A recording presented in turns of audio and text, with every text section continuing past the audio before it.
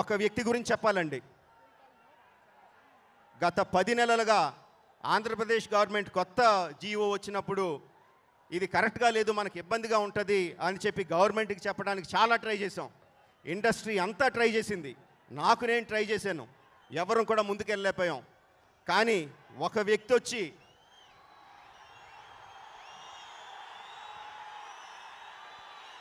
ముఖ్యమంత్రి గారితో ఆయన సాన్నిహిత్యాన్ని ఉపయోగించుకొని వెళ్ళి ఆయన దగ్గరికి 2-3 సార్లు కలిసి మొత్తం అంతా ఎక్స్ప్లెయిన్ చేసి కొత్త జీవో రేట్లు పెంచడానికి కారణమైన వ్యక్తి మెగాస్టార్ చిరంజీవి గారు.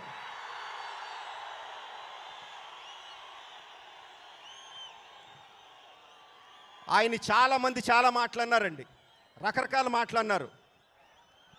మమ్మల్ని నెగ్గించడానికి ఆయన తగ్గి ఆ మాటలన్నీ పడ్డారండి. చిరంజీవి గారు, sir you are a true megastar.